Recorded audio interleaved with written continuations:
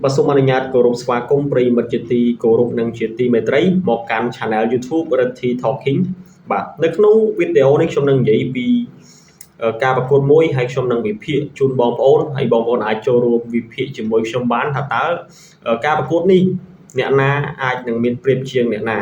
បាទគឺខ្ញុំនិយាយនេះគឺនិយាយពីការប្រកួតរវាងកីឡាករ Dim Sarom និងកីឡាករ Mohamad ដែលជាកីឡាករបរទេសហើយគាត់ហាត់គុនខ្មែរនៅក្នុងស្រុកខ្មែរអ្នកទាំងពីរនេះធ្លាប់ជួបគ្នាម្ដងហើយជំនួបលើកនេះគឺប្រកួតនៅក្នុងសង្វៀន Extreme ដោយដែលខ្ញុំបានបញ្ជាក់ពីវីដេអូមុនហើយបាទគឺការប្រកួតនេះ 100% បាទលោកគ្រីពីឡុតបានប្រកាសឬជាបានបង្ហាញជាសាធារណៈហើយថាអ្នកទាំងពីរនឹងជួបគ្នាម្ដងទៀតនៅក្នុងខែ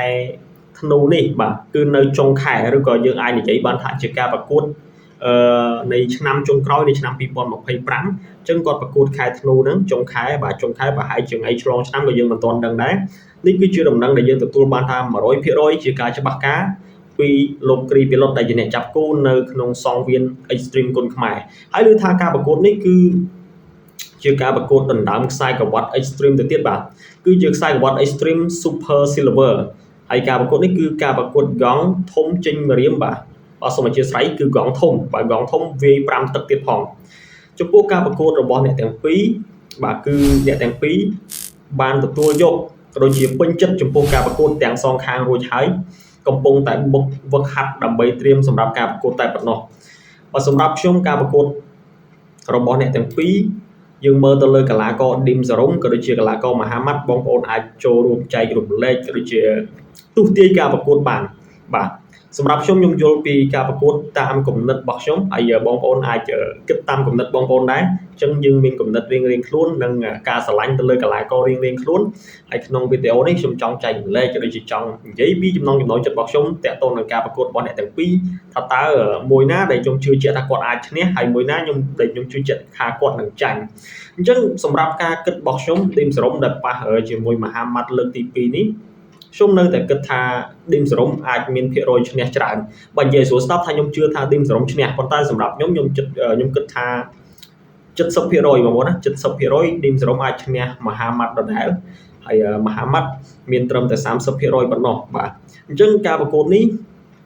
ធ្វើឡើងប្រកួត5ទឹកកងធំខ្ញុំនៅជឿជាក់លើ Dim Sarom ដដែលប៉ុន្តែមួយរយៈពេលចុងក្រោយនេះ Dim Sarom គាត់រវល់ច្រើនរវល់ទៅលើការថត sponsor ទៅលើក្រុមហ៊ុនផ្សេងៗដែលគាត់ទៅណាបន្ទាប់ពីគាត់ឈ្នះហើយ Dim Sarom គាត់មានបទពិសោធន៍គាត់ឈ្នះហ្នឹងគឺនៅសង្វៀន Extreme ដែលបងប្អូនចាំមិនភ្លេចនៅព្រឹត្តិការណ៍មួយដែលធ្វើឡើង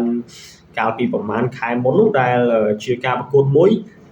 ប៉ះជាមួយនឹងសិស្សគ្រូឆ្នើមបាទនៅក្នុងការប្រកួតនោះគឺឃើញថាក្នុងកម្មវិធីនឹងមានសុកធីមាន Dim Sarom ហើយការប្រកួតនោះគឺថា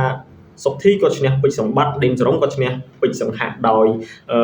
ប្រកួតឲ្យពេជ្រសង្ហៈហ្នឹងបែកក្បាលហូរឈាមរហូតដល់តែអាញាកដាលគាត់ប្រឈប់ណាប្រកួតលេងកើតអីចឹងទៅអញ្ចឹងភាពជោគជ័យរបស់ Dim Sarom បន្ទាប់ពីឈ្នះពេជ្រសង្ហៈ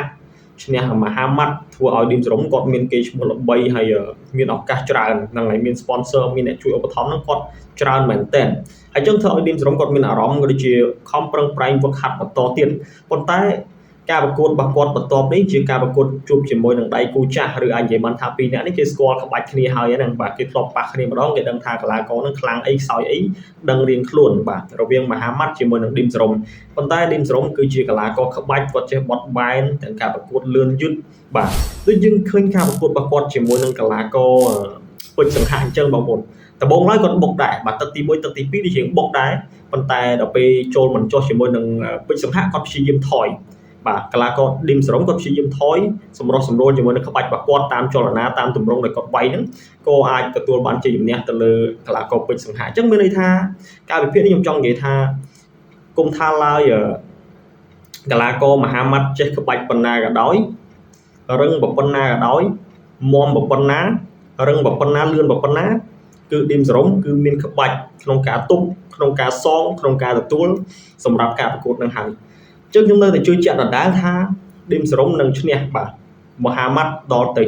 70% ហើយ Mohamad មានត្រឹមតែ 30% តែប៉ុណ្ណោះប៉ុន្តែយ៉ាងណាមិញចំពោះបងប្អូនដែលទស្សនាវីដេអូនេះយល់យ៉ាងណាបងប្អូនអាចចែករំលែកទៅក្នុង comment ឬក៏ជឿជាក់ទៅលើគំនិតរៀងៗខ្លួន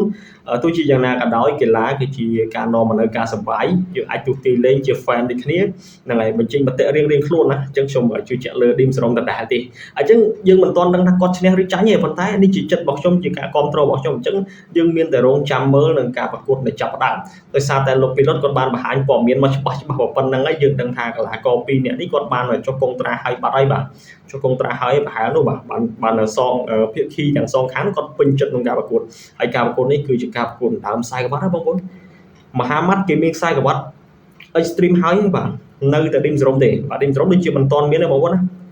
Dim Srom មិនទាន់មានទេអញ្ចឹងការប្រកួតនេះគឺជាលើកដំបូងរបស់ Dim Srom ឡើងមកដល់ដើមខ្សែក្បាត់ហើយបើ Dim Srom ឈ្នះមហាម៉ាត់ម្ដងទៀតមិនមែនឈ្នះដូចលើកមុនទេណាឈ្នះលើកមុនគឺធម្មតាទេបាទឈ្នះលើកនេះគឺរត់តែកក្រើកបានខ្សែក្បាត់បានគេឈ្មោះកាន់តែល្បីនិងបានពានរង្វាន់កាន់តែច្រើនហើយសមត្ថភាពរបស់គាត់ក៏កាន់តែខ្លាំងដែរអញ្ចឹងខ្ញុំជឿជាក់ថា Dim Srom នឹងឈ្នះនេះគឺជាមតិរបស់ខ្ញុំក៏ដូចជាការយល់ឃើញរបស់ខ្ញុំចំពោះបងប្អូនយល់ឃើញយ៉ាងណាដែរបាទសូមបញ្ចេញមតិយោបល់នៅក្នុង comment ក៏ដូចជាមានកំណត់រៀងៗខ្លួនចាំមើលទស្សនានៃការប្រកួតចាប់ផ្ដើមទាំងអស់គ្នាបាទចំពោះវីដេអូនេះគឺមានតែប៉ុណ្្នឹងទេបាទសូមអរគុណចំពោះការទស្សនាយើងនឹងជួបគ្នានៅវីដេអូក្រោយបងប្អូនកុំភ្លេចជួយចុច Subscribe ឬក៏ពាក្យថាជាវលើ Channel YouTube ខ្ញុំម្នាក់មួយផងដើម្បីបានវីដេអូថ្មីៗទាក់ទងនឹងបណ្ដាលគុណខ្មែរបន្តទៀតខ្ញុំនឹងនិយាយពីបណ្ដាលព្រោះខ្ញុំស្រឡាញ់វិស័យបណ្ដាលយើងនឹងចែកលេខតទៀតបាទអរគុណ